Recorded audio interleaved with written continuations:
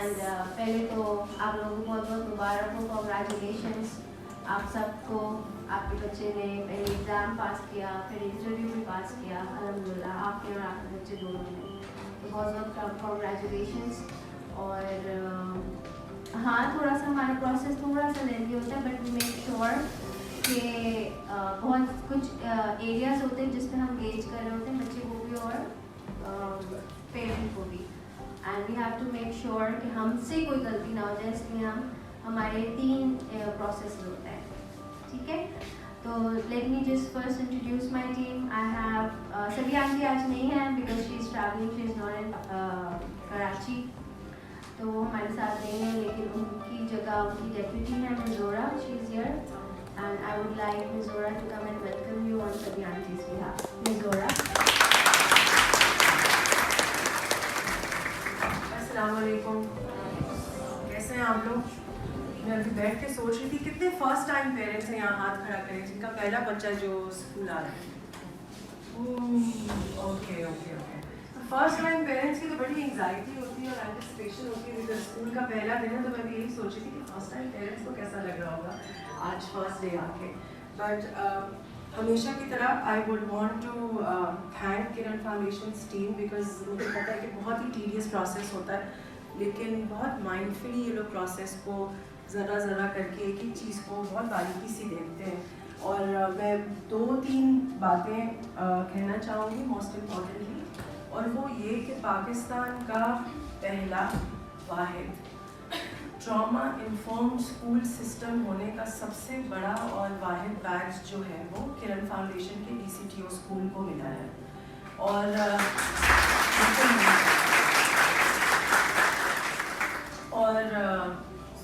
Ma'am Sabina की और team की जितनी काविश है इस स्पेस को ट्रॉमा इन्फॉर्म बनाने की, जितने नए पेरेंट्स हैं ज़ाहिर है जिनकी अब 2 दूसरे या तीसरे बच्चे आए हैं, उनको थोड़ा सा मालूम है फाउंडेशन के बारे में या स्कूल के बारे में, लेकिन सबसे प्यारी बात जो है वो यहाँ पे स्कूल सिस्टम की, ट्रॉमा इन्फॉर्म स्कूल सिस्टम की, वो ये कि बच्चे की ज़हनी सेहत, माँ की ज़हनी सेहत, पेरेंट फादर बाप की इन्वॉल्वमेंट, बहुत सारी छोटी छोटी चीज़ें जो कि मशहूर स्कूल्स में केटर नहीं की जाती। हमारे बच्चे पढ़ते हैं, हमें पता है, हर माँ बाप चाहता है कि बच्चा जो है वो किसी ऐसे स्कूल के अंदर पढ़े कि जिसके अंदर टीचर उसको समझे, ऐसे ही है।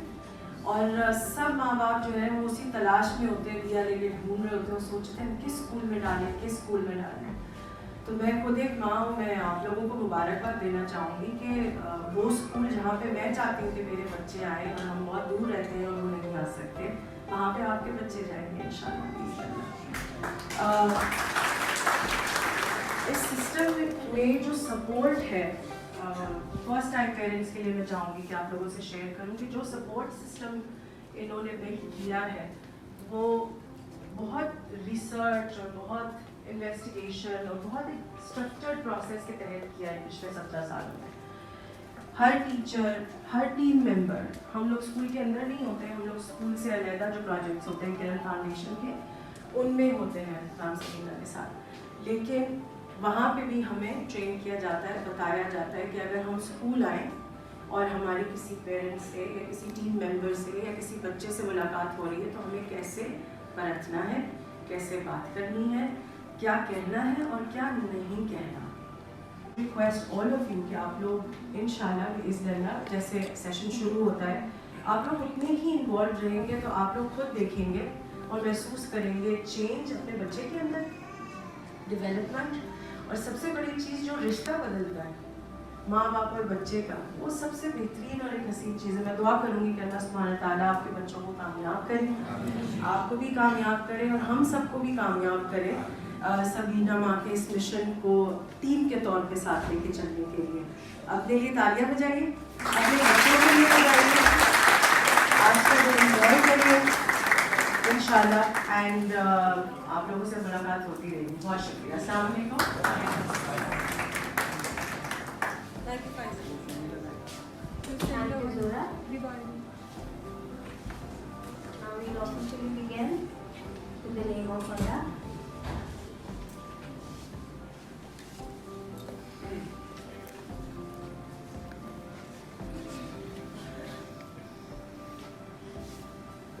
बिस्मिल्लाहिर्रहमानिर्रहीम। इन्ना अंज़लनाहु फी लैलतिल क़द्र वमा अदराका मा लैलतुल क़द्र लैलतुल क़द्रि खैरुम मिन अल्फि शहर تنزل الملائكة والروح فيها بإذن ربهم من كل أمر سلام هي حتى مطلع الفجر.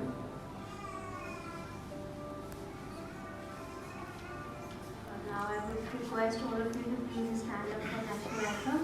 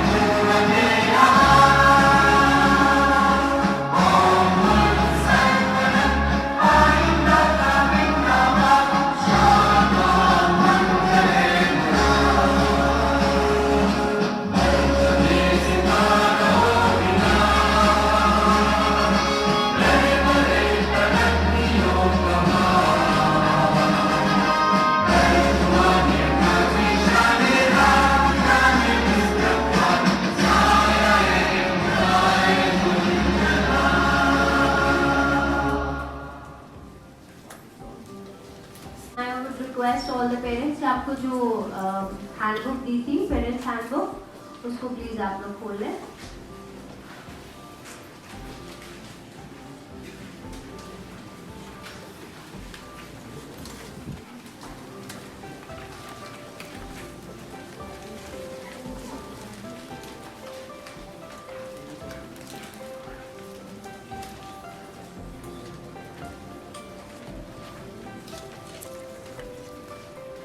सबसे पहले एक छोटा सा मैसेज सभी आंटी की तरफ से। DCGO या जो किरण स्कूल सिस्टम है वो मदर एंड चाइल्ड प्रोग्राम है, जहाँ पे बच्चे के एडमिशन के साथ उसकी मदर का भी एडमिशन होता है। फर्स्ट लव होता है वो भी उसकी मदर ही होती है। और फादर तो सुबह में जाते हैं काम के लिए, शाम में आते हैं। कुछ फादर्स अब्रॉड जाते हैं काम के लिए, तो सबसे ज़्यादा जो बड़ा पार्ट प्ले करता है बच्चे की लाइफ में वो उसकी मदर होती है। तो इसलिए हमारा मदर एंड चाइल्ड प्रोग्राम है, लेकिन फादर को भी हम बुलाते हैं महीने में एक दफ़ा।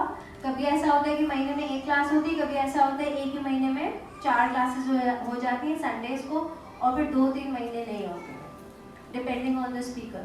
और सभी आंटी की कोशिश ये होती है कि वो ऐसे स्पीकर लेकर आए, वो ऐसी बातें करें जिससे इम्पैक्ट क्रिएट हो सके आपकी फैमिलीज में। सही है। तो 2004 से मैं सभी आंटी ले आ रही हैं। 2006 में उन्होंने किरण फाउंडेशन पहले, किरण स्कूल पहले से था, किरण फाउंडेशन 2006 में बना। और तब से लेके अब तक हम एजुकेशन के ही थ्रू ट्रांसफॉर्म कर रहे हैं लाइफ्स। और 2014 को 2014 5 जून को DCGO की अडॉप्शन हुई, मतलब ऑफिशियल सिग्नेचर हुए थे कि now DCGO is given to Kiran foundation. और इट्स बिन 8 years, पता ही नहीं चला 8 साल हो गए DCGO को अडॉप्ट हुए थे। और फिर वही जो किरण स्कूल सिस्टम जो सभी आंटी एक छोटे से घर में, एक छोटे से अपार्टमेंट में चला रही थी रियाली में, 2 कमरों के अपार्टमेंट में, वही पूरा किरण स्कूल सिस्टम लेके हम यहाँ पर आ गए। तो वो जितनी भी वैल्यूज़ जो भी वहाँ पर हो रही थी उन 20 बच्चों के साथ, वो हमने एक्सपैंड कर दिया टू 700-800 स्टूडेंट्स। ठीक है, कितने लोग पढ़कर आए? MCQs ले लो। सही। तो हम थोड़ा सा उसको गो थ्रू करेंगे पॉलिसीज़ को, ताकि आपका ये जो हमारे साथ कनेक्शन है वो बगैर किसी फ्लॉ के आगे चलता है। And we are very particular about our policies को लेके हम बहुत ज़्यादा पर्टिकुलर हैं। कोई पॉलिसी ब्रेक करता है हम फ़ौरन उसके अगेंस्ट एक्शन लेते हैं। और यस, पहले तो पेरेंट्स लाइन में लगते हैं और उनको लगता है बस हो जाए, एडमिशन हो जाए, और एडमिशन जब हो जाता है तो फिर बिल्कुल रिलैक्स हो जाते हैं। तो ये जो है ना, ये आप रिलैक्स हो ही नहीं सकते। Once you have a baby, एक दफ़ा आपने जब बेबी आपके पास आ गया छोटा सा, यू नो, इन योर गोदी, तो उसके बाद से आप रिलैक्स होना तो भूल जाए जब तक कि उसके खुद के बच्चे ना हो जाए। तब भी नहीं हो सकता। तो रिलैक्स तो ये भूल जाए कि बस एडमिशन हो गया, बस हाँ सुकून। नहीं, ऐसा नहीं होगा। मदर्स की फिर ड्यूटी शुरू होती है। किरण फाउंडेशन में जब आप एडमिशन करवा लेते हो तो फिर मदर्स की ड्यूटी स्टार्ट हो जाती है। MITs लेनी है, नफीसा फोरम्स लेने हैं, और फाउंडेशन में प्री स्कूल में मदर क्लासेस भी लेनी है, तो मदर्स की ड्यूटी शुरू हो जाती है। पिक एंड ड्रॉप खुद ही करना है, ये सारी ड्यूटीज़ फिर आपकी स्टार्ट हो जाती है। और अगर आप ड्यूटी नहीं करते हैं तो फिर आपकी अकाउंटेबिलिटी आपकी सास या ससुराल वाले नहीं करते, वो हम करते हैं। ठीक है, तो बिल्कुल भी रिलैक्स ये नहीं समझे बस हो गया, बस ख़त्म, अब तो गायब हो जाऊंगी मैं, नज़र ही नहीं आऊँगी या नज़र ही नहीं आऊँगा, ऐसा नहीं होगा। हम पकड़ के रखते हैं अपने पेरेंट्स को। सही है जी, तो हम शुरू करते हैं। पहले छोटा सा आपको किरण फाउंडेशन की फिलॉसफी के बारे में बता दूं कि हम किस चीज़ पे यकीन रखते हैं। हम यकीन रखते हैं कि तमाम बच्चों को अपने बारे में अच्छा महसूस करने का हक है। हमारे क्या होता है, सबसे निगलेक्टेड कौन होता है घर में? बच्चा, है ना। जब खाना बनाती है तो अगर जॉइंट फैमिली है, सास और ससुर साथ रह रहे हैं, तो माँ बहू जाके सास से पूछती है आज क्या पकाऊं, या अगर हस्बैंड वाइफ है तो हस्बैंड को कॉल करके हस्बैंड से पूछती है आज क्या पकाऊं। लेकिन बच्चे से कभी भी नहीं पूछा जाता कि आज क्या पकाऊं। बहुत रेयरली, चलो आज तुम्हारा बर्थडे, तुम्हारी पसंद की चीज़ बना दूं बस, लेकिन एवरीडे नहीं होता। तो हमारे यहाँ सबसे निगलेक्टेड कौन होता है? बच्चा, सबसे ज़्यादा। और मतलब ये ऐसे में दिमाग में थॉट्स आती हैं कि सबसे ज़्यादा जब हमारा फर्स्ट बेबी होता है तो हम उसको बड़ा प्यार करते हैं ना, अपने साथ सुला रहे हैं। जब दूसरा होता है तो उसी जिसको साथ सुला रहे थे उसको उठा के कहीं और शिफ्ट कर देते हैं। तो वो उस वक्त क्या फील कर रहा होगा बच्चा, उससे हमें कोई कंसर्न नहीं होती। हमारी सारी अटेंशन वो न्यू बेबी होता है, तो already the child is going through a lot, और फिर उसको एक के बाद एक जो टाइम और जो अटेंशन जो मेरा बच्चा, मेरा जानू, पहले उसको सुनने को मिलता था, दूसरे भाई बहन को सुनने को मिलता है, तो वो इन सब चीज़ों से लड़ रहा होता है और निगलेक्ट भी हो रहा होता है। तो हम यहाँ पर बच्चे के अंदर एक खुद एतमादी पैदा करना चाहते हैं कि उसको पता हो कि उसके पास राइट है कि वो किसी भी चीज़ को यस भी कह सकता है, किसी भी चीज़ को नो भी कर सकता है। और फिर हम अपनी मदर्स को, अपने पेरेंट्स को भी एजुकेट करते हैं कि अगर बच्चे ने ना कर दिया तो उसका मतलब ये नहीं है तुम बदतमीजी कर रहे हो, बदतमीजी करी तुमने, ना करा। नहीं, he has that right, everybody has that right, हर किसी को राइट होता है ये, राइट। वाइफ को भी राइट होना चाहिए कि वो बोल रहा है आज मेरा खाना बनाने का दिल नहीं कर रहा, नहीं बनाना आज, बस मूड नहीं कर रहा। हस्बैंड का भी दिल होना चाहिए कि मैं आज जॉब पर नहीं जा रहा, बस मेरा दिल नहीं कर रहा। हर किसी को ना बोलने का राइट होना चाहिए, तो ये राइट बच्चे को भी होना चाहिए। ठीक है, हम ये यकीन रखते हैं कि अगर घर एक बच्चे की तरक्की में सबसे अहम आंसर है, हम हमेशा बच्चों और वालिदैन की मुस्बत तरक्की के फरोग के लिए, खानदान की हिमायत और तकमील के लिए कोशिश रहें।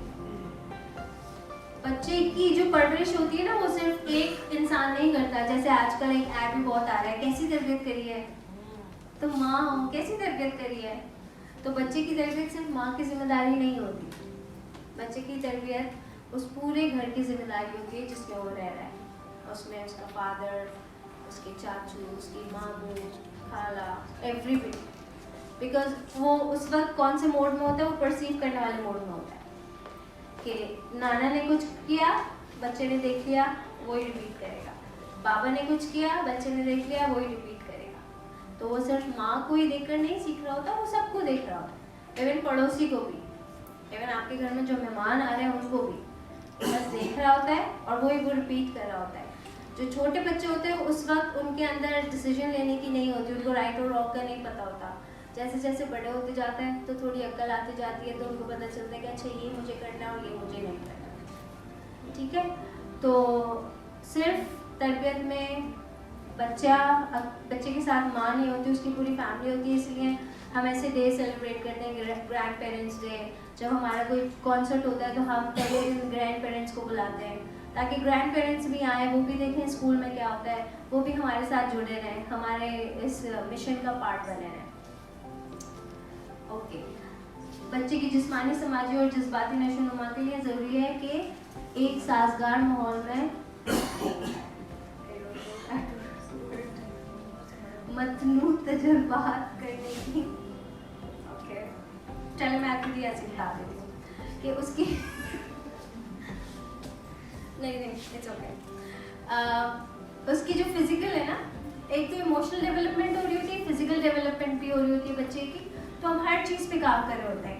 इन ईजियर वर्ड्स में अगर बोले तो हम होलिस्टिकली बच्चे के ऊपर काम कर रहे होते हैं, यानी उसकी फिजिकल उसमें चेंजेस के लिए स्पोर्ट्स, जिमनास्टिक्स या इस तरह की एक्टिविटीज़ भी हो रही होती हैं। इमोशनल के लिए भी वी हैव हमारा एक पूरा सिस्टम बना हुआ है, वो भी आगे चल के मैं आपको बताऊंगी, जो हमारा बिहेवियर मैनेजमेंट सिस्टम है, जिसमें हम उसके बिहेवियर को मॉनिटर कर रहे होते हैं। अगर कोई हमें लगता है कि इसके साथ कोई मसला आ रहा है, कोई मूड ख़राब है या घर में कुछ प्रॉब्लम चल रही है जिसका इफेक्ट बच्चे के ऊपर आ रहा है, तो हमें क्या करना है, ये पूरा सिस्टम बना हुआ है जिसको हमारा mental health and wellbeing department lead करता है।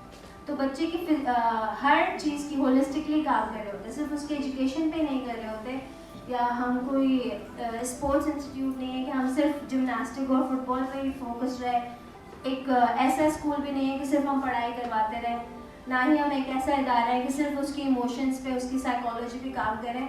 नहीं, हम एक ऐसा इदारा है जो हम हर तरह से बच्चे के ऊपर काम करते हैं। ठीक है,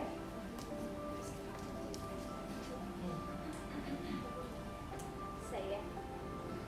ऑलराइट, तो अब because it's a mother child programme और हम पूरी फैमिलीज को ट्रांसफॉर्म करने का सोचते हैं, सिंगल फादर है तो फिर वो ऐसे ही करें। अगर उनके 2 बच्चे हैं तो एक बच्चे की MIT पूरी लें और दूसरे MIT में पूरी एक MIT लेने के बाद दूसरे MIT में जाके उनसे फीडबैक ले लें या फिर मॉनिटर मदर से फीडबैक लें।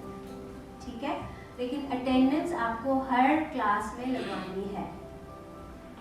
3 बच्चे हैं तो तीनों की MIT में आपने अटेंडेंस लगवानी होगी। 2 आप पूरी ले रहे हैं उसमें तो ऑटोमेटिकली लग जाएगी, और जो एक आप फीडबैक ले रहे हैं उसमें भी टीचर आपकी अटेंडेंस मार्क कर देगी। सही है। और सिंगल मदर अगर उनका एक ही बच्चा है तो वो एक पूरी लेंगे, अगर 2 है तो एक वो पूरी लेके दूसरी से फीडबैक ले लेंगे।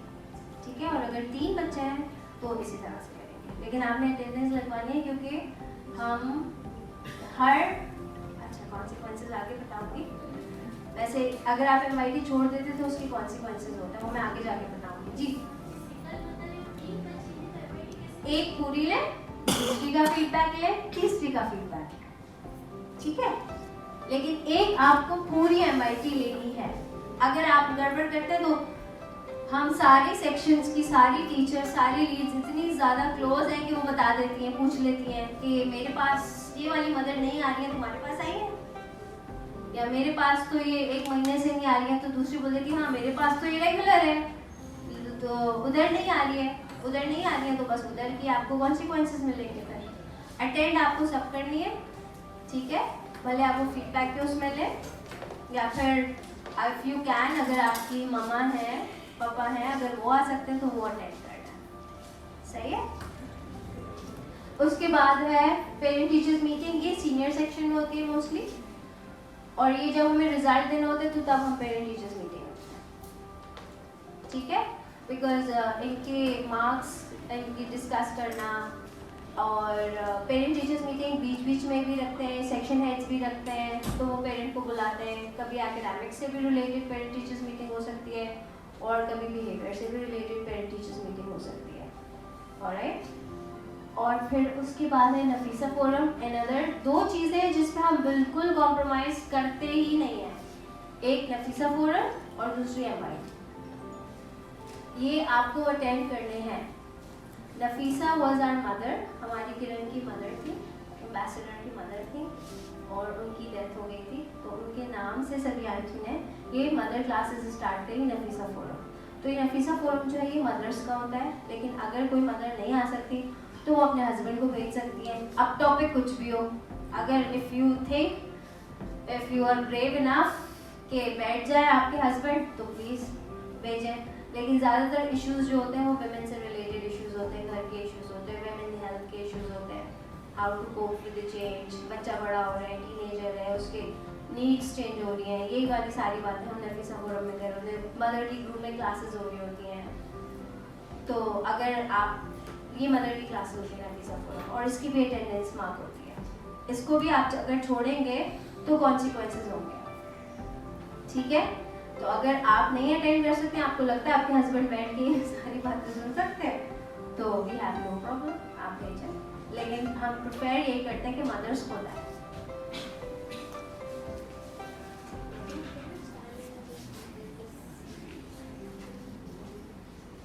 फिर है फादर्स मीटिंग। फादर्स मीटिंग का सिग्नेचर आपने किया था जब फॉर्म फिल कर रहे थे। फादर्स की संडे स्कूल की है क्लास, जैसे मैंने शुरू में बताया, महीने में एक बार होती है, कभी एक महीने में 3-4 सेशंस हो जाते हैं डिपेंडिंग ऑन द टॉपिक। ऐसा टॉपिक है जो 4 संडेज को रेगुलर होना है, तो वो 4 संडेज को हो जाता है। फिर 1-2 महीने तक फादर्स की क्लास नहीं होती है, वरना मंथली क्लास होती है। फादर का हमारा अलग से फोरम बना हुआ है, उसको हम कदम फोरम कहते हैं। उसमें फादर्स के नंबर्स वहाँ पे ऐड हो जाएंगे और उसकी अटेंडेंस, और वो हम कदम फोरम जो है वो हमारे पुराने टीचर हैं, गवर्नमेंट के टीचर थे, अभी उन्होंने कहीं और ट्रांसफ़र हो गया उनका, सर जब्बार, तो वो उसके कोऑर्डिनेटर हैं और वो ही हम कदम फोरम चलाते हैं, ठीक है।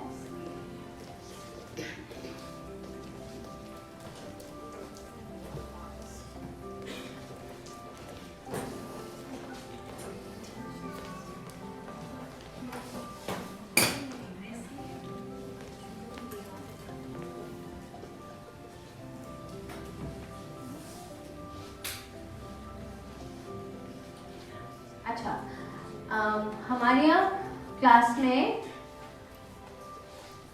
2 टीचर्स होते हैं एक क्लास में, और एक टीचर तो ऑल द टाइम क्लास में होता ही है, वो उनका होम फैसिलिटेटर होता है। बिकॉज हम ये बच्चे को ये कॉन्सेप्ट देना चाहते हैं स्टेबल अडल्ट का। स्टेबल अडल्ट क्या होता है, since we are trauma informed school, trauma क्या होता है वो थोड़ा सा पढ़ भी लीजिएगा, या मिस आयशा थोड़ा सा आसान लफ्ज़ों में समझा देंगे आपको।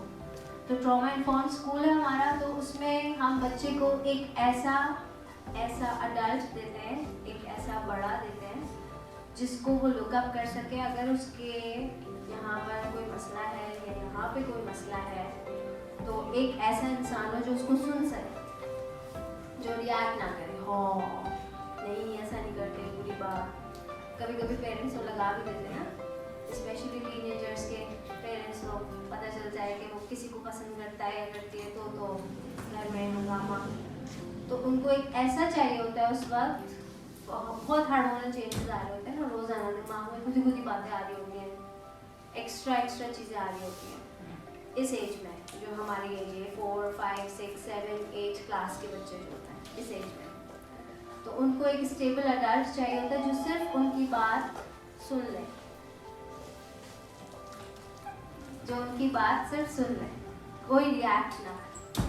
और फिर अगर हमें लगता है कि ये तो सीरियस मसला है, तो फिर हम फ़ौरन ही उस बच्चे को रेफ़र कर देते हैं अपने एक्सपर्ट को, मेंटल हेल्थ और वेलबींग को, बिकॉज दे आर साइकोलॉजिस्ट। हमारे पास साइकोलॉजिस्ट है, हमारे पास 3 साइकोलॉजिस्ट DCTO में होते हैं, और जिनमें से 2 तो साइकोलॉजिस्ट DCTO में 5 बजे तक होते हैं, और उनमें से एक जो उनकी हेड है वो किरण और DCTO दोनों के बच्चों को में मूव कर रही होती है।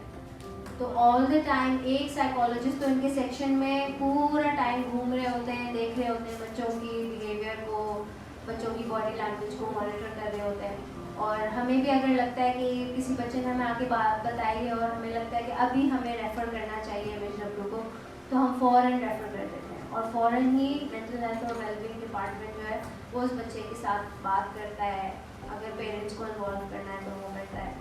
तो एक ऐसा इंसान जिस पे बच्चा ट्रस्ट कर सके, जिसका मूड स्विंग्स नहीं होते, जिसका मूड ख़राब भी हो तो भी उसके मुंह पे स्माइल ही रहती है, वो होता है उसका होम फैसिलिटेटर। ठीक है, उसके अलावा वी हैव को फैसिलिटेटर्स ऑल्सो, जो होम फैसिलिटेटर को असिस्ट कर रहे होते हैं, को फैसिलिटेटर। फिर जब वो सीनियर सेक्शन में चले जाते हैं तो हमारे पास सब्जेक्ट टीचर्स आ जाते हैं, बिकॉज सब्जेक्ट एक्सपर्ट चाहिए होता है सीनियर सेक्शन में, तो देन फिर हमारे पास सब्जेक्ट टीचर्स आ जाते हैं। लेकिन ये जो फैसिलिटेटर है, ये जो स्टेबल अडल्ट है, ये from foundation up till 10th class रहता है। ठीक है,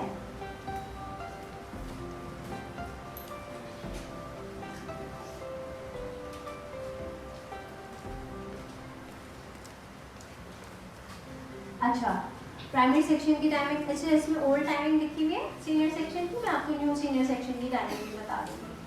ठीक है, प्राइमरी सेक्शन जो है वो सुबह 7:45 टाइम है, 8 o'clock पे इनकी असेंबली होती है।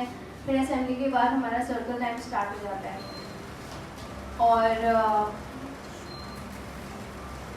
और सीनियर सेक्शन जो है, सीनियर सेक्शन में क्लास 7 तक स्कूल ऑफ होता है 2:30 बजे, 7 तक। और 8 ऑनवर्ड्स, 8 से लेकर 10 तक स्कूल ऑफ होता है 4 बजे। ठीक है, ये ओल्ड इसमें टाइमिंग लिखी हुई है, ये टाइमिंग्स आप करेक्ट कर लीजिएगा। तो क्लास 6 और 7 ऑफ होती है 2:30 बजे, वही सुबह 8 बजे बच्चे आते हैं, 8 बजे से पहले ही आते हैं, 8 बजे तो असेंबली स्टार्ट हो जाती है। और फिर इनकी ऑफ टाइमिंग है 2:30, 2:30 बजे।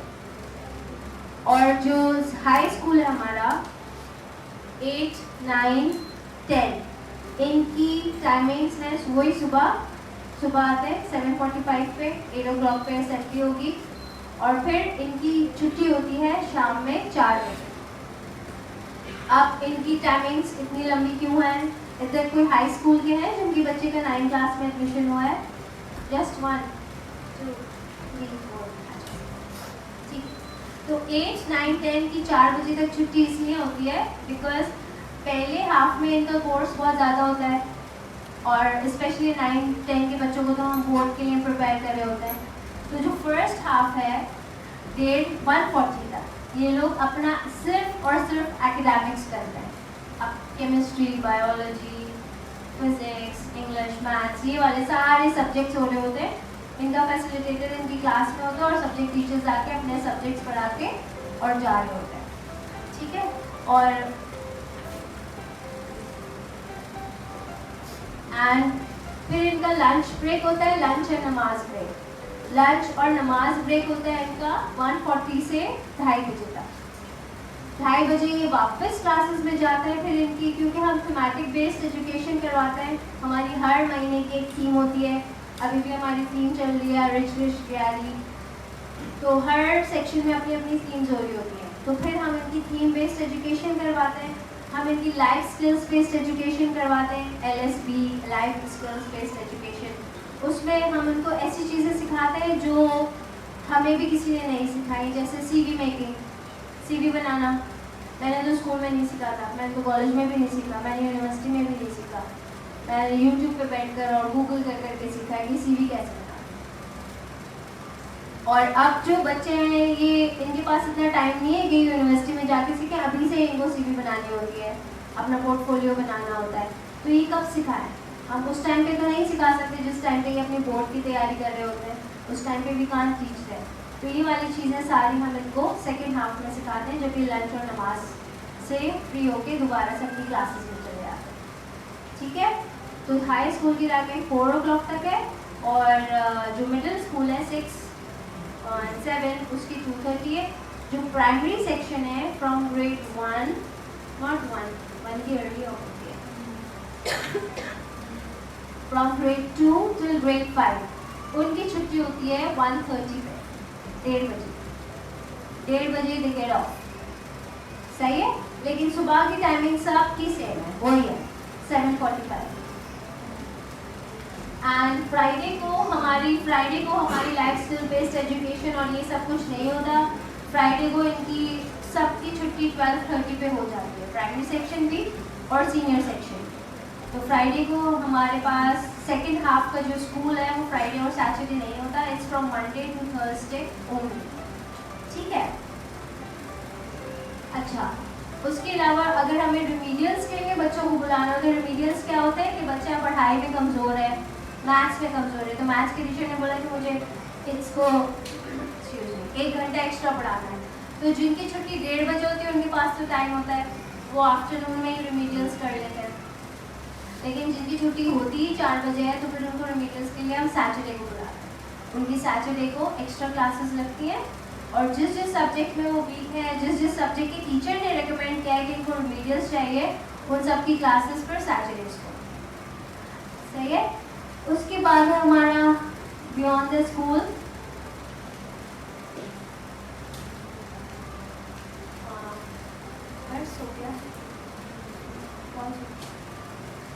बियॉन्ड द स्कूल, तो Hadia beyond the school actually. Hadia कौन थी? हादिया हमारी स्कूल की बच्ची थी, प्राइमरी सेक्शन की थी, and with in a month she was diagnosed with cancer, और 1 महीने के अंदर ही कैंसर डायग्नोज हुआ और उसकी डेथ हो गई। तो उसके नाम से हमने Hadiya beyond the school start, पहले बियॉन्ड द स्कूल पहले से होता था, उसके साथ हमने हादिया लगाया।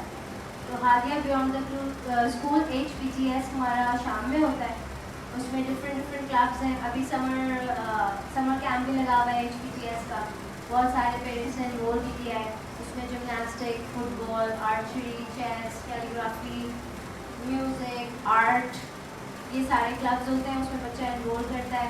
हर बच्चा एक क्लब में एनरोल कर सकता है, ठीक है। ओके, अब यूनिफॉर्म पे आ जाते हैं। प्राइमरी सेक्शन में हमारे पास 2 यूनिफॉर्म्स हैं। एक तो यूनिफॉर्म है जो DCTO का यूनिफॉर्म है, white shirt with blue pants.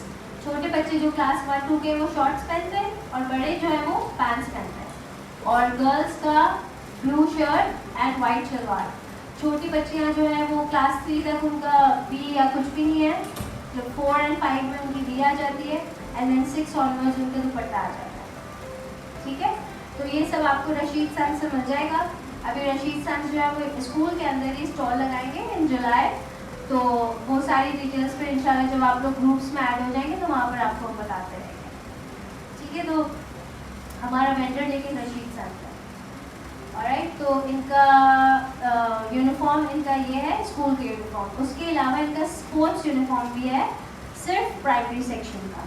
Senior में स्पोर्ट्स यूनिफॉर्म नहीं है, सीनियर के बच्चे वही यूनिफॉर्म पूरा साल पहनते हैं, ठीक है। सीनियर मतलब क्लास 6 से ऊपर के बच्चे वही यूनिफॉर्म पहनेंगे, लेकिन क्लास 5 तक के बच्चों के 2 यूनिफॉर्म है, एक स्पोर्ट्स यूनिफॉर्म है और एक इनका स्कूल का यूनिफॉर्म है। जो स्पोर्ट्स यूनिफॉर्म है उसमें प्लेन टी शर्ट है, 4 कलर की टी शर्ट्स होती हैं हमारी, blue, green, red and yellow. ये 4 कलर की टी शर्ट्स आप ले लें, ज़ेनम मार्केट में मिलती हैं, लास्ट 200 की हैं, अब पेट्रोल बढ़ गया तो पता नहीं कितने होंगी। तो वहाँ से आप कलर की टी शर्ट्स ले लें, और रोज़ाना बच्चे को एक कलर की कोई भी टी शर्ट पहना के भेजें, लेकिन ये 4 कलर की लीजिएगा, और ऑरेंज और पिंक और पर्पल नहीं लीजिएगा। उसके साथ छोटे बच्चे जो होते हैं क्लास 3 तक के, वो शॉर्ट्स पहन कर आते हैं, सही है। और जब वो बड़े हो जाते हैं तो इट्स अप टू यू, कुछ पेरेंट्स गर्ल्स को पैंट्स पहनाते हैं वाइट, पूरी फुल पैंट्स, कुछ 3/4 पहनाते हैं। बॉयज़ जो है वो 3/4 पैंट्स पहन लें, पैंट्स पहन लें या 3/4 पहन लें, उनके ऊपर है, लेकिन प्लेन वाइट होनी चाहिए। वो भी ज़ेनब से ही मिलती है। हमारा वो वेंडर तो नहीं ऑफिशियल, बट एक शॉप है जिसको पता है कि किरण फाउंडेशन में ये वाला स्पोर्ट्स यूनिफॉर्म चलता है, तो वो उनके पास होते हैं। उसके अलावा हमारी एक मदर भी है, she is not here today, तो उनसे भी हम आपको कनेक्ट करवा देंगे, वो भी ये सेल करते हैं, वरना ज़ेनब मार्केट तो बेस्ट चला है, ठीक है। तो ये आप कलर्स की टी शर्ट ले लें और लेट द चाइल्ड चूज़, बच्चे को चूज़ करने दें, उसको चॉइस दें, उसको हक दें, क्या मुझे रेड नहीं करना, मुझे येलो पहन के जाना, ठीक है। और ये स्पोर्ट्स यूनिफॉर्म ये 3 दिन पहन कर आते हैं, एवरी ट्यूसडे एंड थर्सडे ये लोग यूनिफॉर्म पहन कर आते हैं। Wednesday and Thursday? Thursday and Friday, sorry. Thursday, Friday ये लोग अपना यूनिफॉर्म पहन कर आते हैं और मंडे टिल वेडनेसडे ये लोग स्पोर्ट्स यूनिफॉर्म पहन कर आते हैं, ठीक है। एंड मंडे टू वेडनेसडे इनकी जिमनास्टिक क्लास भी होती है सुबह में, तो वो ज़्यादा कम्फी होता है कि ये लोग स्पोर्ट्स यूनिफॉर्म पहन कर आए। And Thursday and Friday they come in their school uniform in primary section. और 6 ऑनवर्ड्स पूरे 5 दिन, और अगर रिमीडियल्स के लिए भी आ रहे हैं तो 6 दिन इन्होंने अपना यूनिफॉर्म ही पहनना है, सही है। अच्छा, 8 बजे असेंबली स्टार्ट हो जाती है। 8:05 पे मैं गेट पर खड़ी भी होती हूँ। 8:05 पे अंदर आके हम गेट बंद करवा देते हैं। उसके बाद प्लीज़ बहस नहीं करिएगा। हम मतलब हमसे बहस करते तो हम आने देते हैं, पॉलिसी को बैंड करते हैं, लेकिन बहुत दुख भी हो रहा होता है कि हम उनको पॉलिसी पे चलना सिखा रहे हैं, लेकिन वो बच्चा इतना प्लीड कर रहा होता है। और ऐसा भी होता है पेरेंट बाहर छोड़ के चले आते हैं। उनको पता है ना कि शफकत भरे माशरे का तस्वुर हर जगह लिखा हुआ है, तो इन्होंने तो ले ही लेना है अंदर, तो वो गेट पे छोड़ के चले जाते हैं। तो फिर हमें ना चाहते हुए भी बच्चे को अंदर लेकर आना पड़ता है। तो प्लीज़ आप लोग कोशिश करें, कोशिश नहीं बल्कि आपको करना है 8 o'clock पर, 8 o'clock से पहले ही बच्चे को ले आए ताकि हम असेंबली टाइम से स्टार्ट करवा दें। 8:05 पे गेट बंद कर देंगे, ठीक है। अच्छा, ये सारे टाइमिंग जो है ये प्राइमरी और सीनियर दोनों के लिए सेम है मॉर्निंग, और ये रूल भी सेम।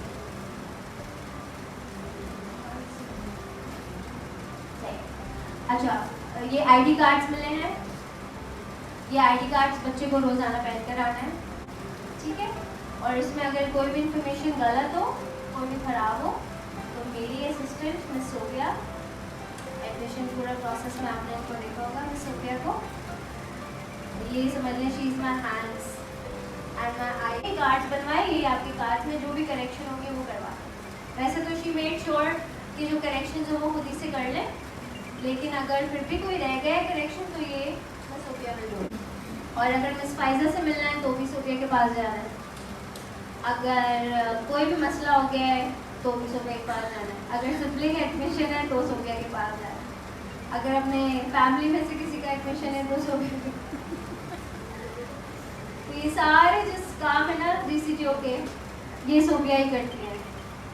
अगर आपकी कोई एप्लीकेशन है जो आपको मुझ तक पहुँचानी है मिस फाइजा तक, तो आप सोफिया के पास जाए, ठीक है। तो मिस फाइजा से कोई भी काम हो तो she is the person, she will tell you मैं कहाँ होंगी, किस वक्त अवेलेबल होंगी, किस वक्त नहीं होंगी, सही है, ओके। तो ये वाले आईडी कार्ड जब देंगे, फिर हम प्राइमरी सेक्शन को एक और कार्ड देते हैं, गार्जियन कार्ड। तो गार्जियन कार्ड्स भी हम आपको देंगे प्राइमरी सेक्शन को, ग्रेड 5 तक को। जब आप गेट से एंटर होंगे तो वो गार्जियन कार्ड आपके पास होगा, पेरेंट्स के पास होगा। ये वाला कार्ड बच्चे के पास होगा, गार्जियन कार्ड आपके पास होगा। आप वो गार्जियन कार्ड गेट पर दिखाएंगे तो आपको अंदर एंट्री होगी। और होम टाइम पे आप जिनके पास गार्जियन कार्ड नहीं होता उनको हम बच्चा नहीं देते, उनको हम वापस भेज देते, सही है। तो गार्जियन कार्ड होना आपके पास बहुत ज़रूरी है। फिर बहुत पेरेंट्स परेशान होते हैं, गर्मी में चल कर आते हैं, गार्जियन कार्ड नहीं लाए, तो आप लेने आ रहे हैं, आपकी वाइफ लेने आ रही है, आपके घर से कोई भी लेने आ रहा है, 21 साल से बड़ा कोई भी पर्सन लेने आ सकता है बच्चे को, 21 साल से बड़ा, ठीक है। मगर उनके पास गार्जियन कार्ड होना लाजमी है। अगर गार्जियन कार्ड नहीं होगा, भले दादा हो, भले आप खुद हो, पेरेंट हो, हमें पता है आपका बच्चा है, लेकिन हम नहीं देंगे, ऑलराइट। तो प्लीज़ गार्जियन कार्ड होगा, वो भी मिस सोफिया ही प्रोवाइड कर देंगी सारे बच्चों को जब वो क्लास में once they come for the first day class में, तो उनको गार्जियन कार्ड चाहिए, ठीक है। एक अडल्ट हो, एक बड़ा 21 साल से या 18 साल से बड़ा अडल्ट हो रिक्शे में, ऑटो में बच्चे के साथ, ओनली देन बच्चा is allowed to travel. Otherwise अकेला अगर वो ट्रैवल कर रहा है तो you will be called in the office immediately फॉरन। तो प्राइमरी सेक्शन में स्पेशली बच्चा अकेले नहीं आएगा, ना मॉर्निंग में ना BTS के लिए। अगर वो beyond the school gymnastic football के लिए भी अकेला बच्चा वॉक करके नहीं आएगा, कोई अडल्ट हो जो उसको छोड़ के जाए स्कूल और पिक भी करे। प्राइमरी सेक्शन में तो हम जाने भी नहीं देते बच्चों को, अगर उनके पेरेंट्स नहीं आते, अकेले बिल्कुल अलाउ नहीं है, हम रोक के रखते हैं, बिठा के रखते हैं। अगर आप मॉर्निंग में 3 दफ़ा लेट आए, 3 दफ़ा बच्चा अगर मॉर्निंग में लेट हुआ है तो हमारी कंसर्न स्लिप होती है, हम वो देते हैं पेरेंट्स को, ठीक है, because we are concern why बच्चा is coming late every day. तो महीने में 3 बार आप लेट आए किसी भी दिन, एक साथ 3 दिन आए या पूरे महीने में किसी भी दिन लेट आए 3 दफ़ा, तीसरी लेट पे हम आपको ऑफिस में बुला के कंसर्न स्लिप दे देंगे। इसी तरह से होम टाइम में भी वापस लेने के वक्त भी तीसरी बार अगर आपने बच्चे को लेट पिक किया तो भी हम आपको बुला के कंसर्न स्लिप दे देंगे। सही है, बिकॉज बच्चा निगलेक्टेड फील करता है ना। आप खुद सोचें, आप और आपके हस्बैंड कहीं गए हुए हो, आपके हस्बैंड ने आपको पिक करना हो और वो बैठी हुई आप अकेले, सब चले गए, बैठी हुई और हस्बैंड आए, हाउ वुड यू फील? गुस्सा आएगा ना। ऐसे बच्चे को भी आ रहा होता है, परेशानी होगी ना, सब देख रहे होते हैं आते जाते, ऐसे बच्चे को भी परेशानी होती है, उसको भी लोग देख रहे होते हैं आते जाते कि अभी तक यही हो, अभी तक यहाँ बैठे हो, अभी तक मामा पापा नहीं आए। सही है, तो अगर आपने लेट पिक किया या लेट उसको मॉर्निंग में ड्रॉप किया, थर्ड पे we will give you concern slip. हम कोई क्वेश्चन नहीं पूछेंगे, हम कोई सवाल नहीं करेंगे, हम सिर्फ आपको कंसर्न स्लिप देंगे, उस पर साइन देंगे। ऑलराइट, और फिर कंसर्न स्लिप के बाद आगे क्या कॉन्सिक्वेंसेस है वो फिर मैं आपको आगे बताऊंगी। के बाद से वेप निकल आया, वेप होता है ना इलेक्ट्रिक शीशा, अगर वो निकल आया, ब्लेड निकल आया, रेजर निकल आया, मतलब वो काटने वाला ब्लेड निकल आया, ऐसी कौन सी चीज़ें होती हैं सभी? हाँ, शार्पनर की ब्लेड्स यूजुअली बॉयज निकाल के रखते हैं। ऐसी कोई भी चीज़ जिससे जो उसके लिए भी हार्मफुल है और उसके फ्रेंड्स के लिए भी हार्मफुल है, अगर ऐसी कोई भी चीज़ मिली तो हम बच्चे का एडमिशन उसी वक्त ही, बच्चे का एक तो पहले सबसे पहले बच्चे का आना रोक देते हैं, हम उस सिचुएशन से बाकी बच्चों को बचा रहे होते हैं, हम बच्चे का आना रोक देते हैं और फिर हम आपकी मीटिंग हेड मास्टर से करवाते हैं अपने, अगर बहुत ही ज़्यादा कोई सीरियस केस है तो फिर हम अपनी चेयरपर्सन से करवाते हैं और बच्चे का एडमिशन कैंसिल कर देते हैं। सही है, सिगरेट निकल आई बच्चे के पास से, टीनेजर्स होते हैं ना 7, 8, 9, 10 के बच्चे, जब जो बॉयज़ स्पेशली जो बाहर खेल रहे होते हैं तो उनको लड़के लगा देते हैं ऐसी आदतों में। तो अगर इस तरह की कोई भी चीज़ निकली तो बच्चे का एडमिशन कैंसिल हो सकता है। बच्चा पकड़ा गया तो वो सेल फोन उनकी सेक्शन हेड कॉन्फिस्केट कर देते, मतलब अपने पास रखते और वो पेरेंट को ही दिया जाता है। इसी तरह फोटोग्राफी स्कूल में अलाउ नहीं है, पिक्चर्स क्लिक करना स्कूल में बच्चे की ही अलाउ नहीं है। आप बच्चे की पिक्चर ले रहे हैं, पीछे पता नहीं कौन सी मदर या फादर को बैठे हुए हो, अब मैं नहीं चाहती हूँ कि मैं पिक्चर में आऊँ आपकी, लेकिन आप मेरी प्राइवेसी को इन्वेड कर रहे हैं, तो इसलिए स्कूल के अंदर फोटोग्राफी अलाउ नहीं है। मिस सोबिया हमारी ऑफिशियल फोटोग्राफर है, वही पिक्चर्स लेती हैं। हम जब आपके बच्चे आएंगे तो हम आपको फर्स्ट MIT में कंसेंट फॉर्म देंगे, उसमें कंसेंट होगा कि हम आपकी पिक्चर सोशल मीडिया पे लगा सकते हैं। जो यस बोलते हैं हम उनकी लगाएंगे, जो नो बोल देंगे हम उनकी पिक्चर्स नहीं लगाएंगे। तो हम कंसेंट लेते हैं अपने पेरेंट्स से। इसी तरह से आपके पास, और आपने तो कंसेंट नहीं लिया, अब फॉर एग्जांपल मैं एक पेरेंट्स की ले रही हूँ, पीछे वाली मदर आ रही है और मैं भी हिजाब करती हूँ, शी डजंट वांट, नहीं भी करती हूँ तो भी वो नहीं चाहती आपके सोशल मीडिया पे उनकी पिक्चर आए, तो इसलिए फोटोग्राफी पूरे स्कूल में अलाउ नहीं है। और हमारी ऑफिशियल फोटोग्राफर पिक्चर्स लेती है, वीडियोस लेती है, फेसबुक पे अपलोड कर देती हैं, आप वहाँ से डाउनलोड कर लें इफ यू वांट। ठीक है, ओके, सही है। उसके बाद है गैर मुहज़्ज़ब ज़बान।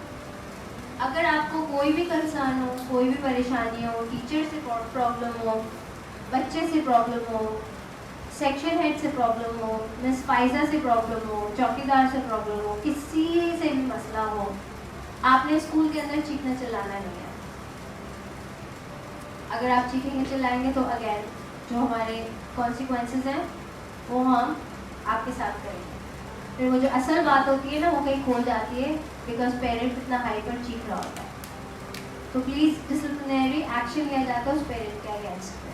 तो प्लीज़ आपको कोई भी मसला हो, कोई भी प्रॉब्लम हो, बहुत गुस्सा आ रहा है, खड़े हो तो बैठ जाए, पानी पिए, गहरी गहरी सांसें लें, जब गुस्सा ठंडा हो जाए मेरे पास आए। सही है? मेरा ऑफिस बिल्कुल ग्राउंड के सामने बिल्कुल ऑफिस है, आप मेरे ऑफिस में आ जाएं, मुझे बता दें। अगर किसी बच्चे से प्रॉब्लम है तो टीचर को बताएं, अगर टीचर से प्रॉब्लम है तो सेक्शन हेड को बताएं, अगर सेक्शन हेड सबको बता दिया, टीचर को भी बता दिया, सेक्शन हेड को भी बता दिया, फिर भी मसला सॉल्व नहीं हो रहा तो मेरे पास आ जाए, अगर मुझसे भी मसला सॉल्व नहीं हो रहा तो फिर सभी आंटी के पास चले जाए, लेकिन चीखें चिल्लाएं, ठीक है? बच्चा एम्बैरस होता है, आपका बच्चा एम्बैरस होता है, और उसके बाद बच्चे जो होते हैं ना वो अब बात करते हैं एक दूसरे में कि उसके पेरेंट ने चीखा था, उसका पेरेंट ग्राउंड में चीख रहा था, उसके पेरेंट ने बदतमीजी करी थी, आपका बच्चा एम्बैरस होता है। तो ये वाली, आपने कोई भी मसला है आपके पास, बहुत गुस्सा आ रहा है, कम टू मी, और अगर मैं अवेलेबल नहीं हूँ तो दूसरी पर्सन हुम आई ट्रस्ट, जो आपकी बात बहुत आराम से सुन लेंगी बगैर किसी रिएक्शन के, वो मिस आपदा है। मिस आपदा हमारी किरण मदर है। फर्स्ट बैच जो कब सभी आंटी ने शुरू किया था उसमें इनका बच्चा था। ही इज माशाल्लाह इन बेरिया इन हाई स्कूल नाउ, और इनकी 2 बेटियां हबीब में है, तीसरा हमारे पास है। He is a super gymnast, very good athlete, बहुत अच्छे जिमनास्टिक करता है, उसको हमने अपने पास रखा। तो ये बहुत पुरानी है, मतलब ये वाली जो चीज़, ये निसाबदा है, she knows Kiran like on tip of her fingers, तो ये फ़ौरन आपको बहुत अच्छे से गाइड करेगी। अगर मिस फाइजा नहीं है, कहीं नहीं मिल रही, नज़र नहीं आ रही, नहीं दिख रही, मिस आपदा को ढूंढें। और इनका ऑफिस, वो बड़ी वाली गाड़ी खड़ी होती है ना, बड़ी किरण की गाड़ी, उसके सामने ही बिल्कुल इनका ऑफिस है। बस आप बड़ी वाली गाड़ी तक पहुँचे, इनके ऑफिस का दरवाज़ा नज़र आ जाए, इनको बता दें, ये आपके सारे मसले हल करवा देंगे। वेलफेयर का मसला हो, हस्बैंड से झगड़ा हो तो भी इनके पास जाके बता दें, ये आपको बहुत अच्छे से गाइड कर देंगे। कोई वेलफेयर का प्रॉब्लम हो, सैलरी नहीं आई या कुछ भी हो, इनको जाके बता दें, ये सारे मसले हल कर देंगी, ऐसे वाले सारे। और कोई किसी सेक्शन के किसी बच्चे की टीचर से या बच्चे की पेरेंट्स से कोई मसला हो, कोई भी नहीं सुन रहा, मिस फाइजा भी नहीं मिल रही है, बहुत मैं परेशान हूँ, तो इनके पास चले। अगर ये भी ना मिले तो फिर सभी आंटी के पास चले, सभी आंटी तो रिस्पॉन्ड करती ही करती है, ठीक है?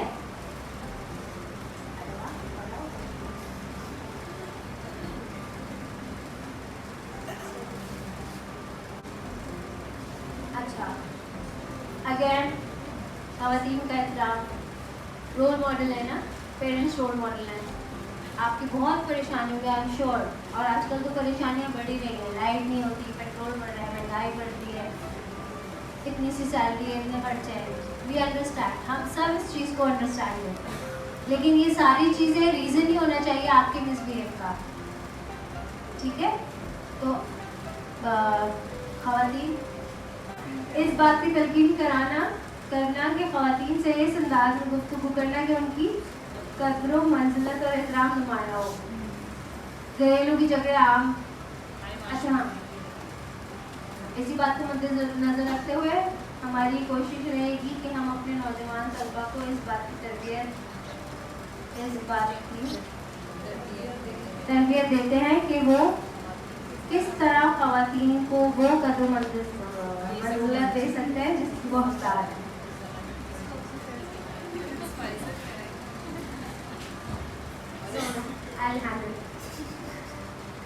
सही। सो हम हमारे स्कूल में कोएड स्कूल है, बच्चे मैट्रिक तक बच्चे बच्चियाँ साथ बैठते हैं, और हम किसी भी चीज़ में डिस्क्रिमिनेशन नहीं करते, अलग अलग नहीं करते कि ये वाला काम लड़की करेगी और ये वाला काम लड़का करेगा, ऐसा कुछ भी नहीं होता।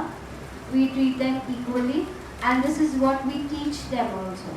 हम यही उनको सिखाते भी हैं कि हम, क्योंकि जिस तरह से हम आप लोगों में कोई डिफरेंस नहीं रखते, इसी तरह से आपने भी नहीं रखना है, ऑलराइट? और ये बहुत ज़्यादा है ना कि आप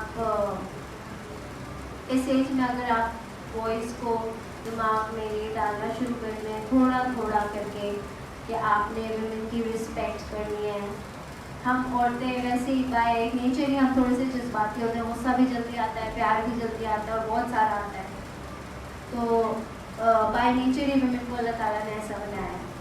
तो हम ये बच्चों को सिखाते हैं कि आप you being the bigger person, you being the better person, अगर कोई ऐसी सिचुएशन में भी हो तो never lose your patience, never lose. ऐसा नहीं कि गुस्से में शोर शराबा करें, no, you have to treat them equally. जितनी इज्जत आप एक आदमी को देंगे उतनी आपने एक औरत को भी देनी है।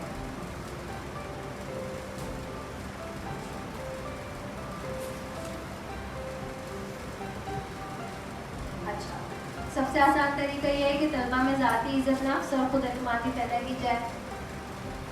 बच्चियों के अंदर ये होता है ना, हमारी बच्चियाँ भी होती, कभी कभार तो ऐसा होता है कि बच्चियों को ये पता भी नहीं चलता कि उनकी डिसरिस्पेक्ट हुई है, उनको किसी ने ऐसा सेंटेंस या ऐसा वर्ड बोला है जो नहीं बोलना चाहिए था। कभी पता भी वो क्यों होता है, क्योंकि बचपन से बच्चियों को भी ये नहीं सिखाया जाता कि बेटा आपको कोई इस तरह से आपसे बात नहीं कर सकता, आप किसी को भी ये इजाज़त नहीं दे सकते कि वो आपकी सेल्फ रिस्पेक्ट को शैटर करे। ये बच्चियों को नहीं सिखाया जाता, लेकिन हम यहाँ सिखाते हैं। हम बच्चियों को, जैसे मैंने शुरू में कहा था कि बच्चे को अगर बच्चा बोलते नहीं तो हम बोलते हैं क्या क्या बोला, नहीं, हाउ डेयर यू से नो टू मी, कैसे तुमने मुझे नहीं कहा।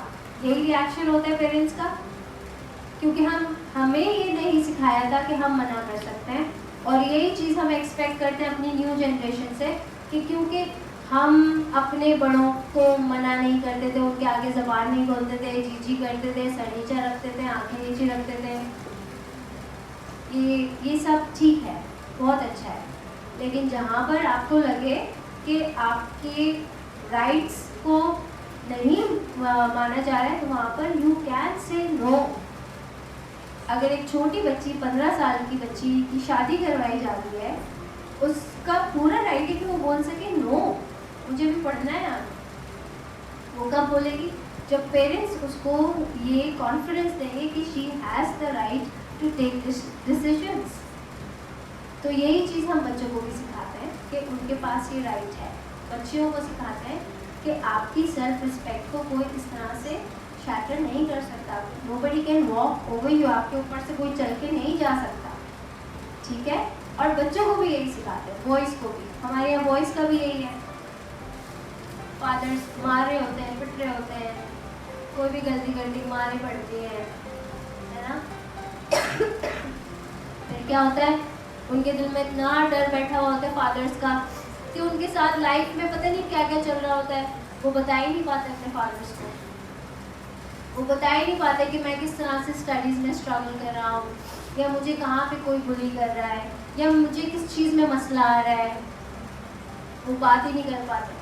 और फिर उसका एक्सट्रीम क्या होता है, या तो बच्चा बिल्कुल आइसोलेशन में चले जाता है, कोने में खामोश, डिस्टेंस आ जाता है फादर्स में और बच्चे में, या फिर कोई ऐसा स्टेप बच्चा ले लेता है जिसको फिर हम बाद में रिग्रेट करते हैं, राइट। तो बच्चे बच्चियों दोनों को ये सिखाना है, हम यहाँ पर ये सिखाते हैं कि आपकी अपनी सेल्फ इज़ मोस्ट इम्पॉर्टेंट, सबसे ज़्यादा इम्पॉर्टेंट है। ओके, और इसी तरह से जिस तरह से आपकी इम्पॉर्टेंट है, इसी तरह से दूसरे की भी इम्पॉर्टेंट है। तो आपको अपनी सेल्फ रिस्पेक्ट के साथ साथ दूसरे की सेल्फ रिस्पेक्ट का भी ख्याल रखना चाहिए। ओके, अब नताइज, कवानीन और नताइज, रिजल्ट्स पे थोड़ी सी बात कर लेते हैं।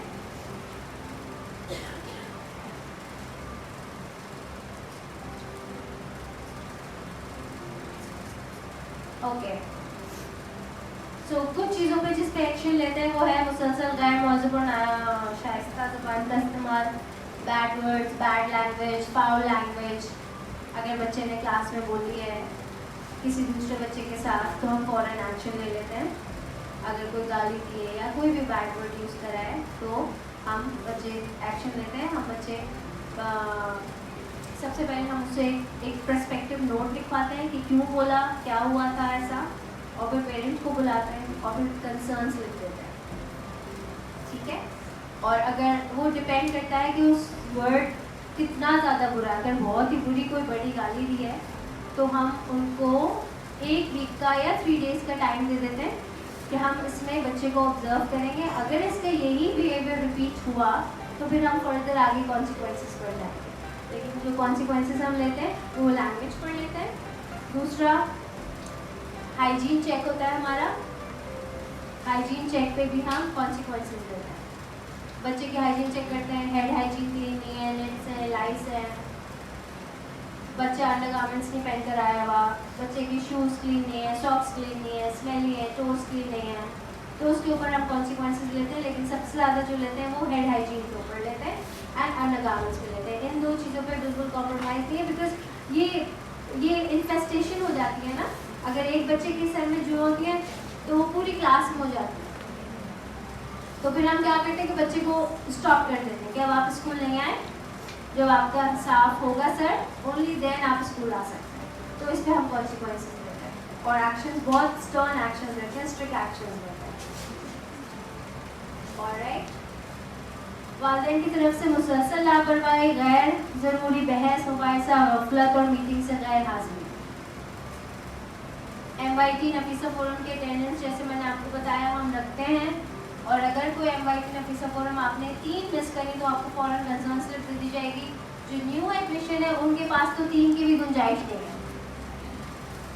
ओके, पहले आपने MYT मिस करी आपको फौरन कॉल हो जाएगी ऑफिस में। तो जो न्यू एडमिशन है वो तो प्लीज़ बिल्कुल भी उनके पास तो 3 तक पहुंचने की गुंजाइश ही नहीं है।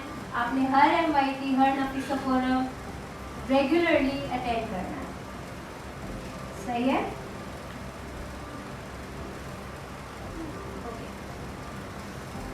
चंद दर्ज सूरतों में स्कूल इंतजामिया मुदरजा वाला इक़दाम लेने की कायल नहीं है और बराह रास्त सख्त इक़दाम लेने का हक महफूज रखती है। अब ये जो 2 चीज़ें नीचे लिखी हुई है ना, इसमें तो बात भी नहीं होती है। एक हमारी कंसर्न स्लिप के कलर्स हैं, पहले एक वाइट मिलती है, प्राइमरी सेक्शन का बता रही हूँ, फिर सीनियर सेक्शन का बताऊँ। प्राइमरी सेक्शन में सबसे पहले वाइट कंसर्न स्लिप मिलती है, 3 वाइट पे 1 येलो मिलती है, फिर 3 येलो पर 1 ऑरेंज आ जाती है, फिर 3 ऑरेंज पे 1 रेड, रेड 1 होती है और आखिरी होती है। आप रेड स्लिप मिलती है, फौरन आपकी फाइल चल जाती है हेडमास्टर के पास या फिर सकियानवी के पास, डिपेंडिंग ऑन द सिचुएशन कि किस बात पर मिली है। और रेड का मतलब है एडमिशन कैंसिल, खत्म। उसके बाद कोई बात नहीं होती आपसे, यहाँ लेने में मदर्स को पेरेंट्स को मिलती है। बाकी बच्चों के लिए 3 येलो है, वाइट नहीं है वहाँ, 3 डायरेक्ट येलो मिलेंगी, डायरेक्ट येलो के बाद ऑरेंज मिलेंगी, 3 ऑरेंज मिलेंगी और फिर रेड पर आ जाएंगे। और जैसे ही रेड पर आए अगेन इसका मतलब है बस एडमिशन आप खत्म, कैंसिल बच्चे का, और बच्चे की फाइल जो वो पूरी चेयरपर्सन ऑफिस या फिर हेडमास्टर ऑफिस में चली जाती है। वो कौन सी 2 चीज़ें हैं? किसी को ज़बानी, जिस्मानी या जिनसी तौर पर तकलीफ पहुंचाना, मारना या ज़बान से या हरास करना किसी भी तरह से, उस पर कोई बात नहीं होती। जानबूझकर स्कूल की किसी भी मालियत मिल्कियत को नुकसान पहुंचाना, वैंडलिज्म, तोड़ना किसी भी चीज़ को, किसी भी तरह की वैंडलिज्म में अगर कोई बच्चा पकड़ा जाता है तो उसको फौरन रेड स्लिप इशू हो जाती है। And red slip is like a nightmare. उसके बाद फिर बात नहीं होती है पेरेंट्स से, मतलब फिर हम सेक्शन हेड्स और टीचर्स बात नहीं करते, फिर मैनेजमेंट बात करते। अच्छा, ये तो हो गई सख्त वाले कॉन्सिक्वेंसेस। अब जो बच्चा अच्छे से परफॉर्म कर रहा होता है उसके लिए क्या होता है? Star student, honour roll card होता है, और फील्ड ट्रिप में ऑनर रोल स्टूडेंट्स ही जाते हैं। हमारे जितने भी इवेंट्स होते हैं ना, हम सबसे पहले ऑनर रोल स्टूडेंट्स को बुलाते हैं। तो ये ऑनर रोल स्टूडेंट शुरू हो जाते हैं क्लास 3 ऑनवर्ड्स। तो क्लास 3 से लेकर पूरे मैट्रिक तक ऑनर रोल कार्ड्स मिलते हैं, और जिनको ऑनर रोल कार्ड मिलता है उन्हीं को ही फील्ड ट्रिप्स पे बुलाया जाता है। जिनको ऑनर रोल कार्ड मिलता है उन्हीं को ही आगे हर जगह पे चांसेस मिलते हैं। फिर पेरेंट्स आके हमसे कंप्लेन ना करें कि आप हमारे बच्चे को लेकर ही नहीं जाते। और ऑनर रोल कार्ड हर छोटी से छोटी चीज़ पे भी मिल सकता है। ऑनर रोल कार्ड किस चीज़ पे मिल सकता है कि उसने ग्राउंड में उसने देखा कि वहाँ पे कचरा है तो उसने साफ कर दिया। ऑनर रोल कार्ड इस चीज़ पे मिल सकता है कि उसने अपने फ्रेंड की हेल्प करवा दी एग्जाम्स में। की एक शीट बनेगी ऑनर रोल की, और वो शीट फैसिलिटेटर क्लास में एवरीडे फिल करता है, और उसी शीट की बेसिस पे हम इनको ऑनर रोल कार्ड्स दें। ठीक है,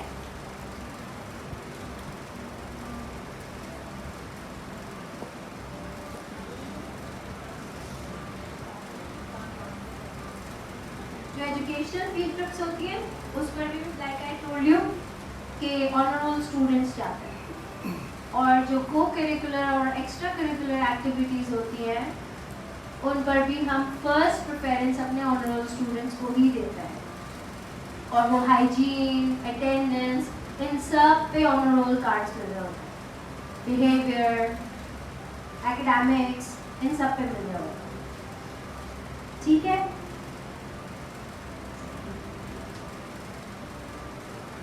अच्छा, किन किन चीज़ों पे आप बच्चे को स्कूल नहीं भेजेंगे? कोई ऐसी भी बीमारी हो ना जो कि एपिडेमिक हो, ठीक है, मतलब कि लगने वाली बीमारी हो, जैसे चिकन पॉक्स है, तो आप बच्चे को स्कूल नहीं भेजेंगे। और माम्स हैं जो गले आ जाते हैं बच्चों के, वो भी, बिकॉज ये बच्चे जो है वो तो एक ही ग्लास में पानी पी रहे होते हैं, शेयर कर रहे होते हैं, पेंसिल मुंह में ले ली है, उसने पेंसिल मांगी, वो पेंसिल दे दी, वो उसको पेंसिल दी, उसने मुंह में डाल दी, तो चलो भाई लग गए जर्म्स। तो बच्चों में तो जर्म्स बहुत जल्दी फैलते हैं। तो ऐसी जितनी भी बीमारियां हैं जो कि एक दूसरे से जल्दी जल्दी स्प्रेड होती हैं, उन सब बीमारियों की सूरत में आपने बच्चे को स्कूल नहीं भेजना। उसका मेडिकल डॉक्टर से चेकअप करवाएंगे ना, लेके जाएंगे डॉक्टर के पास, तो वो डॉक्टर जो प्रिस्क्राइब करते हैं ना दवाइयाँ और मेडिकल, आप उससे लिखवा के, डॉक्टर उस पर लिख भी देता है कि 15 डेज तक बच्चा नहीं आ सकेगा, 5 डेज तक नहीं आ सकेगा, वो आपने स्कूल में एप्लीकेशन के साथ सबमिट करवा दीजिए। ठीक है, फिर अगर बच्चा बहुत ज़्यादा बीमार हो रहा है तो फिर वो हमारे लिए कंसर्निंग होता है, फिर हम पेरेंट्स को बुलाते हैं, वरना हमें भी पता होता है कि ये वाले महीने होते हैं जिसमें ये वाली बीमारियाँ बहुत फैलती हैं।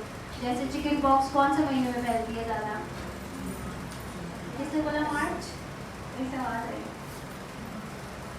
मार्च और अप्रैल के महीने में सारे बच्चों को चिकन पॉक्स हो रही होती है। फेब से स्टार्ट होती है, मार्च अप्रैल तक चलती है।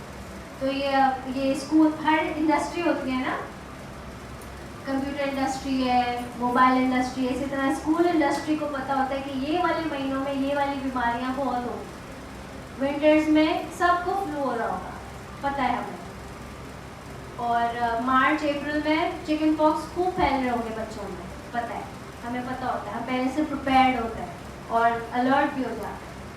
तो अगर ऐसी कोई भी बीमारी हो जो एक दूसरे को से फैल सकती है तो उसमें आप बच्चे को बिल्कुल नहीं भेजें, आप उसका मेडिकल सबमिट कराओ। अगर मेडिकल नहीं हुआ, एप्लीकेशन भी नहीं हुई, बच्चे ने 3 दिन छुट्टी कर ली, तो अगेन कंसर्न स्लिप वाला जो मैंने आपको बताया था, तीसरी छुट्टी पे बुला लेंगे आपको और कंसर्न स्लिप दे देंगे। फिर आप बोलते रहे कि वो बीमार था, उसको चिकन पॉक्स थे, ये था वो था, नहीं सुनेंगे, क्योंकि आपको अभी सब कुछ बहुत क्लियरली बता रहे हैं। ठीक है, तो तीसरी छुट्टी बगैर इन्फॉर्म किए अगर आपने करवाई तो अगेन पेरेंट को बुला के हम कंसर्न स्लिप देते हैं।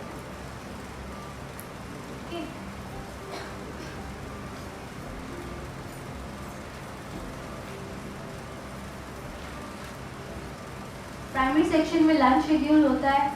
सीनियर के बच्चे जो 6 ऑनवर्ड्स हैं वो तो मेस जाते हैं लंच के लिए, लेकिन क्लास 5 तक के बच्चे हम कोशिश करते हैं हम उनको क्लास में ही लंच करवाएं, बिकॉज वहाँ तक हम सारे मैनर्स सिखा रहे होते हैं ना, स्पेशली छोटी क्लासेस में। बच्चों को राइस खाना नहीं आते, छोटे बच्चों को जो क्लास 1-2 के होते हैं उनको भी नहीं आ रहे होते, स्पून कैसे पकड़ना है, राइस सिखा रहे होते हैं, खिला रहे होते हैं। तो हम वो पूरा लंच शेड्यूल बना के पेरेंट्स को देते हैं। होममेड फूड हम प्रिपेयर करते हैं। एक दिन होता है फ्राइडे जिसमें उनका ओन चॉइस डे होता है, उस दिन वो जो बच्चा बोले आपने उसको वो भेजना है। बाकी 4 दिन हम होममेड फूड प्रिपेयर नहीं करते, बल्कि होममेड फूड ही भेजना है आपको मंडे टू थर्सडे बच्चे के साथ प्राइमरी सेक्शन में। सीनियर सेक्शन में ये लोग मेस जाते हैं, तो मेस में जो भी होता है लंच वो बच्चा मेस से खरीद सकता है। ठीक है, तो पॉकेट मनी का जो पैसों का है वो प्राइमरी सेक्शन में आप बिल्कुल नहीं दें। क्लास 5 तक बच्चों को होममेड फूड ही दें, 6 ऑनवर्ड्स आप दे सकते हैं। एंड अगेन दोबारा मैं बार बार रिपीट कर रही हूँ कि तीसरी दफ़ा अगर लंच शेड्यूल फॉलो नहीं हुआ तो तो फिर से आपको टीचर बुला के कंसर्न्स लिखते हैं। तो लंच शेड्यूल भी आपने फॉलो करना है। फिर क्या होता है कि एक बच्चे को पेरेंट ने दे दी, रात में बिरयानी बनी थी, उसको बिरयानी दे दी सुबह में, और उस दिन है मैश पोटैटो डे। तो वो जो मैश पोटैटो वाला बच्चा होता है ना, वो फिर कहता है मैंने नहीं खाना, मैं खाऊंगा ही नहीं। तो टीचर के लिए और मुसीबत है। तो इसलिए एक जैसा सबका लंच हो। मैश पोटैटो डे है तो सब मैश पोटैटोज है। फ्राइडे को बच्चे को पहले से ही पता होता है कि मुझे क्या मेरा जो है वो ओन चॉइस है, तो फ्राइडे को उसके पास लिबर्टी होती है। लेकिन उसमें भी हम डिस्करेज करते हैं कि आप केचप ना भेजें, और नूडल्स, ये जो पैकेट वाले नूडल्स होते हैं ना, मैगी एंड और ये वाले नूडल्स ना भेजें। ठीक है, उसी जगह स्पेगेटी बना ले घर में। अच्छा जी,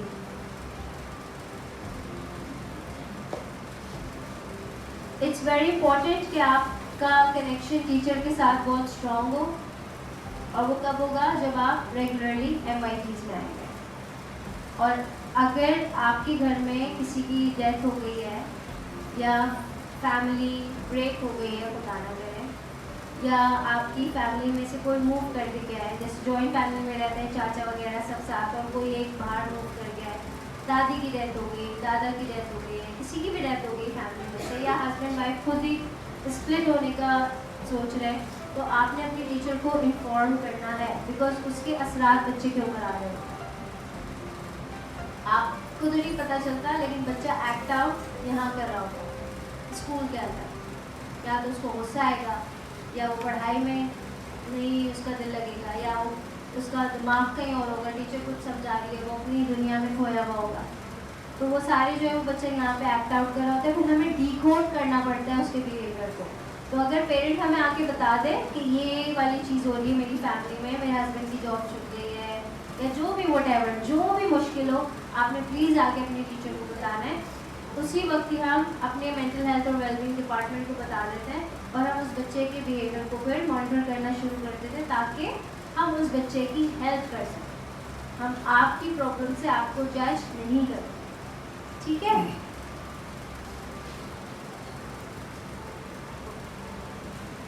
शिकायत का तरीकाकार, सबसे अच्छा शिकायत का तरीका है कि आप बहुत आराम से टीचर से मीटिंग सेट करें और उनसे बात कर लें।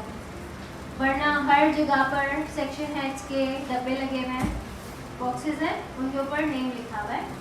तो सीनियर सेक्शन का मिस फाइका का नीचे है, प्राइमरी सेक्शन का, प्राइमरी सेक्शन की कोऑर्डिनेटर का उनके ऑफिस के सामने है, और सभी आंटी का जो डब्बा है वो सेक्रेटेरिएट, जहाँ पे सभी आंटी का ऑफिस है, उसके बाहर है। और मेरा तीनों सेक्शन में है सेक्रेटेरिएट के अलावा। तो आपको जो भी प्रॉब्लम है आपने लेटर पे लिखना है, और बगैर अपना नाम लिख के उस डब्बे में डाल देना है।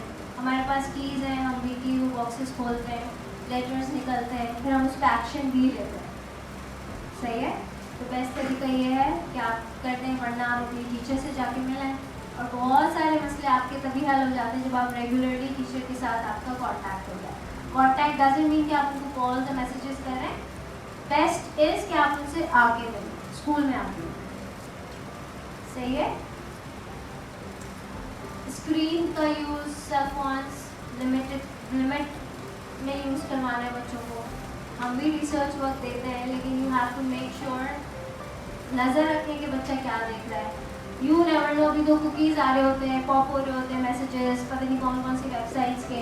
यू नेवर नो कि कौन सा बच्चा क्लिक करते और वो कहाँ से कहाँ पहुँच जाए, and then you will regret it. तो इससे बेटर यही है कि रिसर्च, अगर उसको रिसर्च वर्क मिल रहा है तो आप साथ बिठा के रिसर्च करवाएं। और अगर उसका आपने मोबाइल का स्क्रीन टाइम रखा हुआ है तो वो फिर आपने रिलीजियसली फॉलो भी करना है। अगर 30 मिनट्स बोला है तो 30 मिनट्स ही हो, उसके बाद ले लो, बाउंड्रीज बनाए। जिम्मेदारियों को महसूस करना,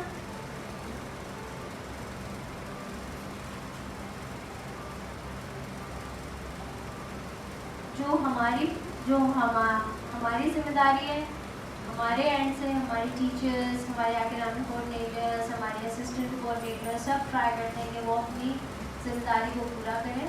और हम ये एक्सपेक्ट करते हैं कि जो पेरेंट्स की जिम्मेदारी है वो भी अपने हैंड से पूरी करें। मिस जोरा ने एक ट्राइंगल की बात की थी। हमारा एक ट्राइंगल है we have child in at the top और पेरेंट और टीचर है और एरो है जो बच्चे की तरफ जा रहा है। तो पेरेंट और टीचर मिल के उस बच्चे के लिए काम कर रहा है।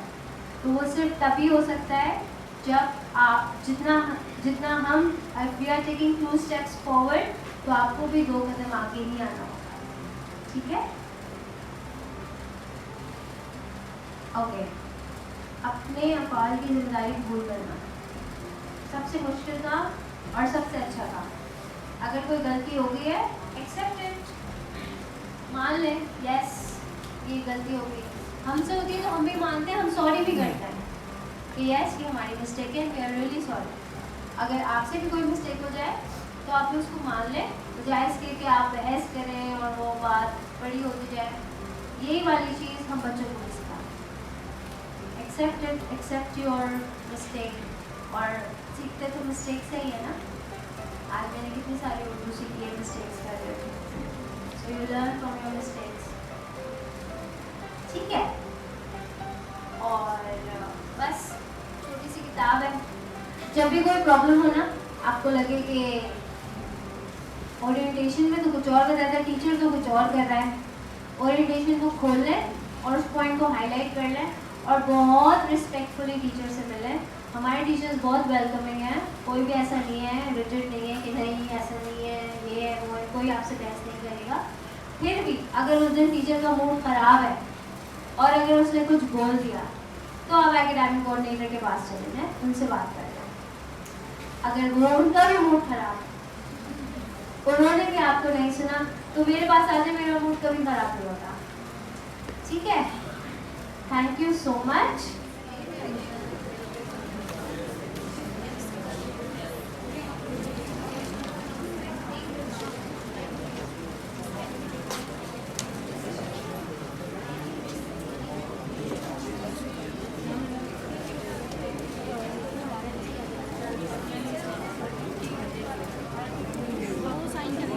जी जी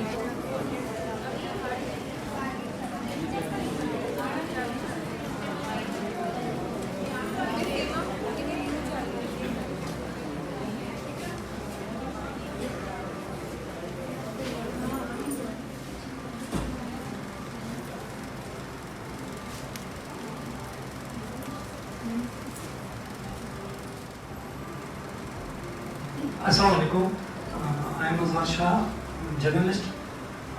बस मैं ये बता दूं कि मैं KPK में था। I am from KPK। किरण का नाम सुन के हम KPK से वापस आए क्योंकि उसकी education, you know, best education है पाकिस्तान में KPK की। उसकी किरण की जो मतलब हमारा आने का जो मकसद था ना, वो ये था कि पूरे पाकिस्तान को छोड़ के हमने किरण लियारी को चूज़ किया अपनी बच्ची के लिए, इसीलिए कि बेस्ट एजुकेशन। मेरे कुछ फैमिली के मेम्बर यहाँ पढ़ते भी। दूसरी बात, LPS का एक वाक़या हुआ था शावर में, सबको पता है, हमने वो कवरेज किया था मैंने उसको। तो वहाँ पे मेरी जो अपील थी गवर्नमेंट से, उस टाइम जर्नलिस्ट भी खड़े हुए थे सारे, हमने एक दूसरे से इंटरव्यू ले रहे थे। तो मैंने उनको वहाँ कहा था कि यहाँ पे ठीक है, फोर्सेस की भी ज़रूरत है, डॉक्टरों की भी ज़रूरत है, लेकिन इस टाइम बाहर नफ्सियात की ज़रूरत है जो इन बच्चों को ट्रीट कर सके। तो वो आप लोगों में सिस्टम ऑलरेडी मौजूद है। तो अगेंस्ट मैं कहूँगा कि इंसाफ की बात को आगे बढ़ाते हैं। इसकी भी बड़ी एक अच्छी चीज़ है कि बाहर नफ्सियात एक स्कूल में हो, जो कॉन्सेप्ट शायद बहुत कम ही है, शायद ही किसी स्कूल में हो। मैंने एजुकेशन पे भी काम किया KPK में। तो मकसद मेरा वापस आने का रीज़न यही था 5 साल बाद कि मैं किरण में अपने बच्चों का एडमिशन कराऊँ, और वो मेरी कोशिश थी जो कामयाब हुई, और आज हम यहाँ पर बैठे हुए हैं। Thank you Kiran, thank you.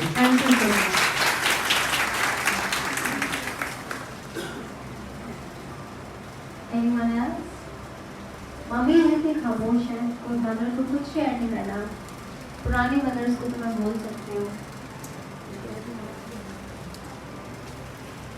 अस्सलाम वालेकुम। तो मेरा एक सवाल ये था कि जो आपने रूल बताया पिक एंड ड्रॉप का, ये प्राइमरी सेक्शन के लिए है या सेकेंडरी के लिए? हम कोशिश नहीं करते ग्रेड 6 तक। क्योंकि बच्चा बड़ा होता है 7-8 का, वो अगर करीब है तो वो कहाँ जा सकता है अकेला?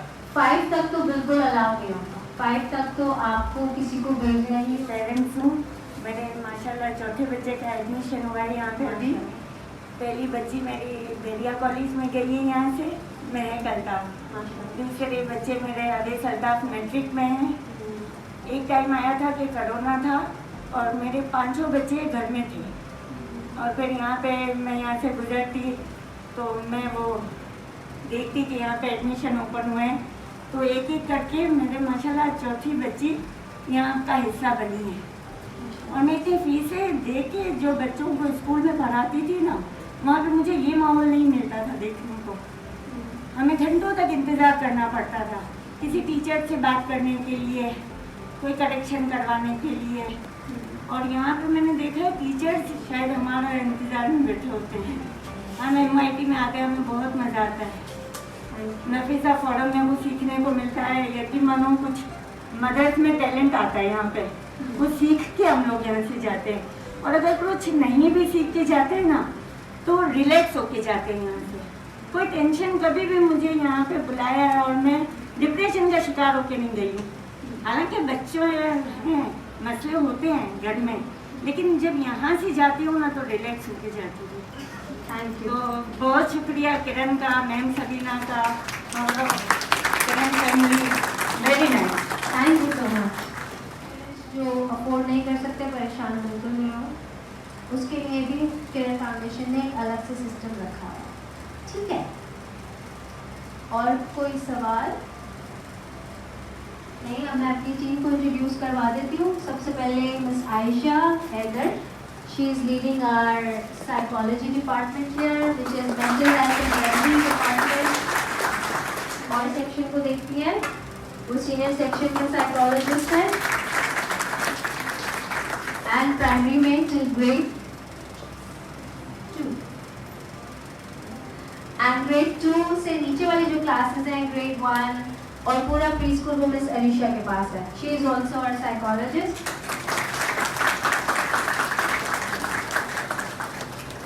तो मिस तूबा, अगर आप MIT नफीसा फोरम में आएंगे सीनियर सेक्शन के, स्पेशली पेरेंट्स को मिस तूबा को इस ब्लॉक में देखेंगे, क्योंकि मिस तूबा जब तक बच्चे क्लास में होते हैं मिस तूबा इसी ब्लॉक में घूम रही होती है। She is continuously she is monitoring the students. और फिर miss Ayesha is the expert, तो जो भी हमारी फाइंडिंग्स होती हैं वो मिस आयशा के पास लेके जाते हैं एंड मिस आयशा फिर हमें हेल्प करती है। तो थैंक यू सो मच। पहले प्राइमरी सेक्शन से, हमारी प्राइमरी सेक्शन की एकेडमिक कोऑर्डिनेटर हैं miss Naureen. Now I'd like Miss Noreen to introduce the team also. Miss Noreen. I would like कि जिनके मैं नाम लूँ वो सामने आ जाए और थोड़ा अपना वेट कर लें ताकि पेरेंट्स को पता चल जाए। फॉर ग्रेड 1 क्लास हमारी facilitator is miss Batool Ali, please come forward. Sehar class facilitator. Grade 2 Gulnaz classroom facilitator. Miss Kenza, co-facilitator. Please give your hand. Thank you. Class and Muskan Khan, co-facilitator. Grade 3, Sana Paras, Miss Sana Paras, facilitator. Miss Zahra, facilitator. Miss Adiba, co-facilitator. Grade 4 Uruj, facilitator. Miss Mariam, co-facilitator. Or Miss Sadaf Ali also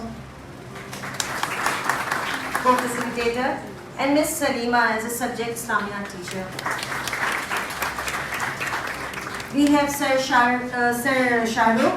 What introduce the teachers also. Thank you. Thank you so much and a very warm welcome here. So my team is here. For grade 6B, Miss Ariba Abdul Samad. And co-facilitator is Miss Humaira. For 7A, I am having Sajjad. And for 7B, Miss Maria. And Miss Sarish is the co-facilitator. Then we are having Sir Babar as an art facilitator. And तो ये हमारी छोटी सी team है। इसके अलावा बस आपदा जो है वो पूरे स्कूल के जितने भी एडमिन है ना, यहाँ से जाना है, ये करना है, ये तैयारी, वो तैयारी,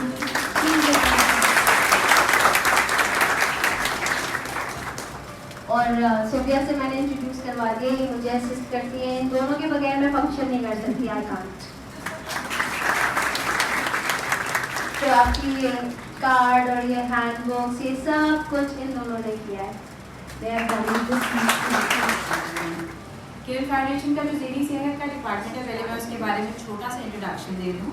हमारा काम है सबसे पहले आपके जो बच्चे यहाँ पढ़ रहे हैं, अगर वो किसी किस्म की परेशानी, दबाव, तनाव का शिकार है, या उनकी बहुत ज़्यादा बिहेवियर कंप्लेंट्स आएँ कि बच्चा बहुत ज़्यादा तंग कर रहा है, क्लास में जाना नहीं चाह रहा, कोई टेम्पर टेंट्रम शो कर रहा है, या कोई लड़ाई की या कोई बदतमीज़ी की, तो टीचर्स के मना करने के या समझाने के बावजूद बच्चे को अगर बात समझ नहीं आ रही, तो मैं या मेरी कोई भी टीम मेंबर उनको हेल्प करते हैं, उनको जाके ऑब्जर्व करते हैं, उनसे पूछते हैं बच्चे की ऐसा क्या बात हो रही है जो आप इतने गुस्से में हो या इतने परेशान हो। और बच्चे यूजुअली हमारा तरीका ऐसा होता है कि बच्चे हमसे ओपन अप हो जाते हैं, हमसे अपनी दिल की बात कर लेते हैं। साथ ही साथ हम पेरेंट्स को भी बुलाते हैं, उनसे भी बात करते हैं, उनसे भी पूछते हैं कि घर में या माहौल में कोई ऐसी चीज़ है जो चेंज हो गई हो या बच्चे के लिए नई हो, या बच्चा ऐसे क्यों एक्ट कर रहा है। तो एक हमारा काम है, बच्चों के साथ हम बहुत क्लोजली कनेक्टेड रहते हैं।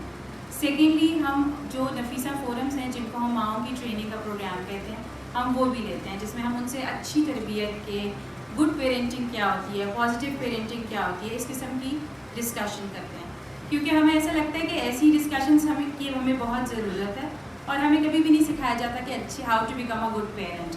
हमारे पास कोई ऐसी हैंड बुक नहीं है, हमारी शादियाँ होती हैं और हम खुद ही पेरेंट्स बन जाते हैं, लेकिन हमें बताया नहीं जाता कि क्या अच्छे असूल होने चाहिए।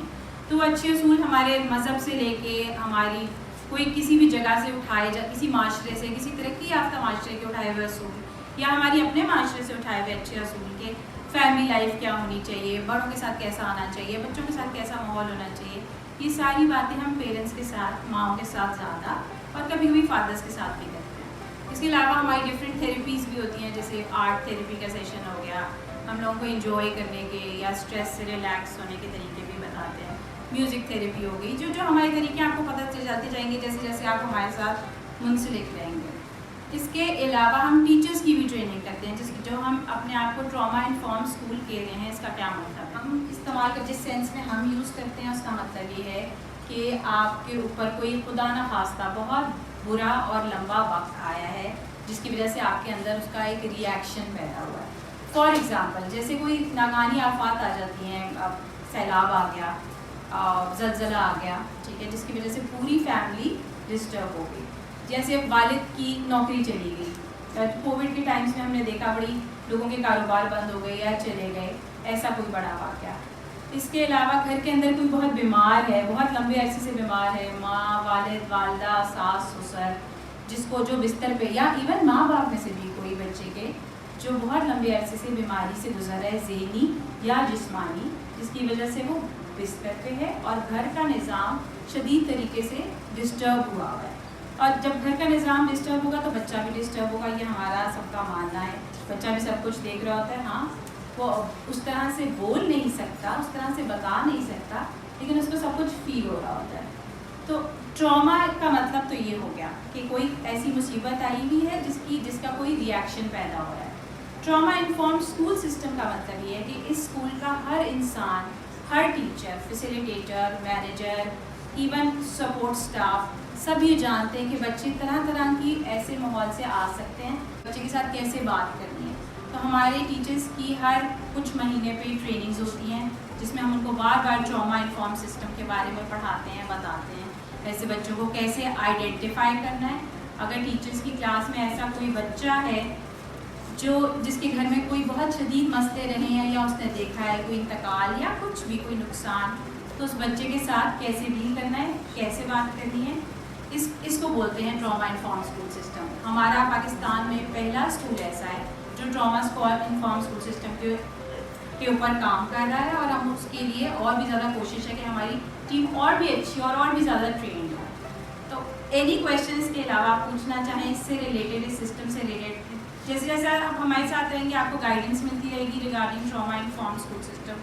और हमारे हमारे हमारे क्या तरीके हैं या हम क्या करते हैं या आपका कोई भी सवाल हो और हम उसको केटर कर सकेंगे। आप पूछना चाहते हैं तो मैं यहाँ खड़ी हुई हूँ, पूछिए please. Anybody wants to ask anything, कोई भी सवाल, कोई भी आपका question regarding this.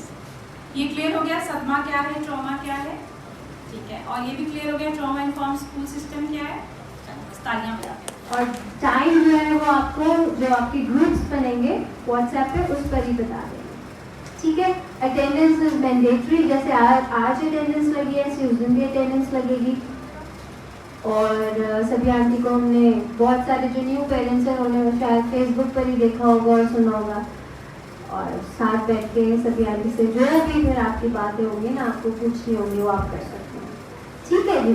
Thank you. बहुत अच्छा लगा, हमें बहुत खुशी है। आज की जो ओरिएंटेशन क्लास हुई है समझ में आ गई है और खुशी है हमारा बच्चा यहाँ पढ़ने आएगा, बहुत ही अच्छा यहाँ पे निशान में माहौल है। My name is Raza Hussain. My 2 children has got admission over there in Kiran Foundation, was in class 4. My daughter got admission from in class 6. It was pleasure have to be there.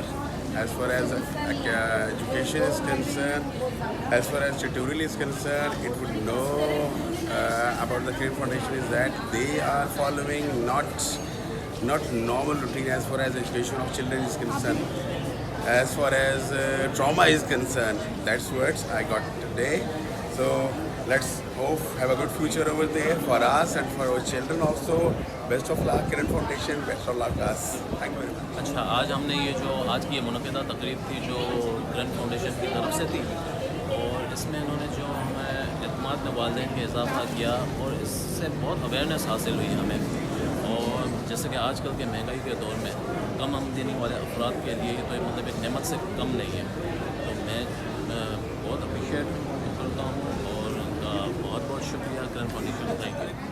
आज किरण में जो ना parents के हवाले से meeting थी, जो news जो वो हुए बच्चों के एडमिशन हुए, हैप्पी डे, बहुत अच्छा दिन गुजरा हमारा और काफ़ी मालूमात हासिल हुई किरण के बारे में भी और स्पेशली एजुकेशन के बारे में भी, एजुकेशन में क्या क्या चीज़ें होनी चाहिए। और जितने भी पेरेंट्स आए थे, लिहारी का इलाका है और लोगों ने बड़ा इसको अप्रिशिएट भी किया और इंशाअल्लाह आगे भी किरण के साथ कोऑपरेट करेंगे। Thank you so much. Today was a wonderful experience. One of the things I liked about this school is the induction of psychologist, which is very unique. Second thing is that the parents, teachers, students coordination, which is a very unique and very important thing.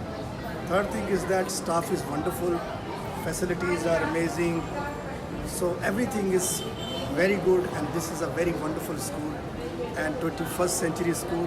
I would sum up by saying this, we are with Kiran and we are proud to be the servant of the Kiran, and inshallah ta'ala I hope that my daughter will learn wonderful things from here. Thank you very much.